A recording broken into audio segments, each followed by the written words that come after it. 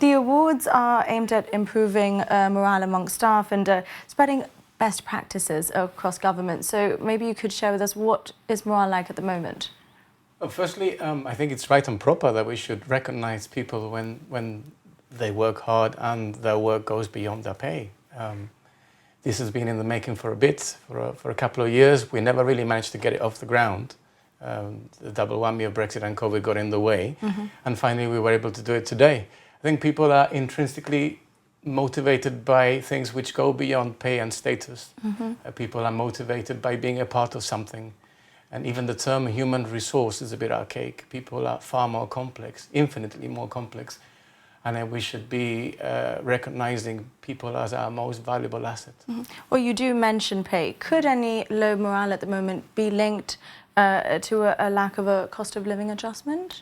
I'm sure we are all suffering, some more than others. I just seen in your report the initial bit on the Morrison's workers.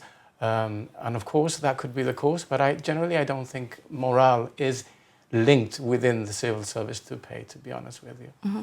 Now, there have been a lot of issues with Egov. People are not very happy with where it's at, and you know, they would like it to have gone further.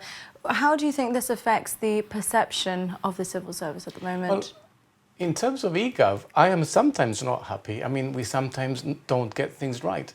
But I think I remarked to one of your colleagues a few months ago, when you embark on a home improvement journey, you're always going to get rubble, you're always going to get loose cables, you're always going to get mess.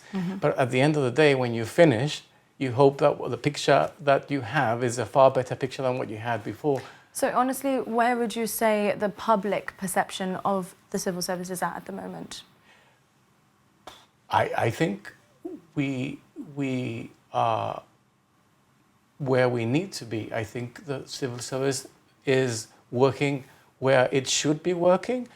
We cannot underestimate what's happened over the last couple of years.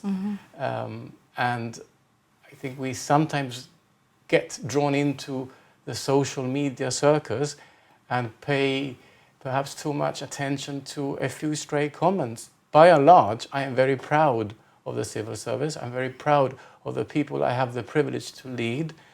And today has been a ceremony to celebrate that. Do you think that for those keyboard warriors like you described, or those who might feel a little bit unhappy, they might see the awards as somewhat premature if services are not where they'd like them to be? I don't think so. I mean, at the end of the day, people pay their taxes and they expect a quality service to be delivered. And of course we make mistakes. We make mistakes all the time. I make mistakes. But by and large, I think the service that we provide is a sterling service, which of course can be improved, and it will be improved.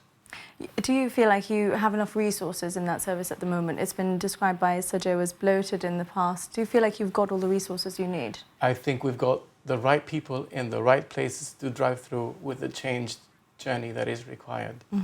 Now, one exciting point from tonight's ceremony is honouring Charlie Collinson with that award. So the award will be named after him going forward. How does it make you feel to allow his legacy to live on through that? It's actually very difficult today to deliver the final part of the speech. When we spoke about Charlie Collinson, Charlie was an exceptional character. I mean, he's the only person I know who was able to draw a smile from a Belgian auditor, whereas we were all trying to at least get through the scrutiny. And Charles did it incredibly well. And it's right and proper that we should have remembered him today and that his family was there. A proud moment for all of them, no doubt. Yes. Darren Grech, Chief Secretary, thank you so much for joining us this evening.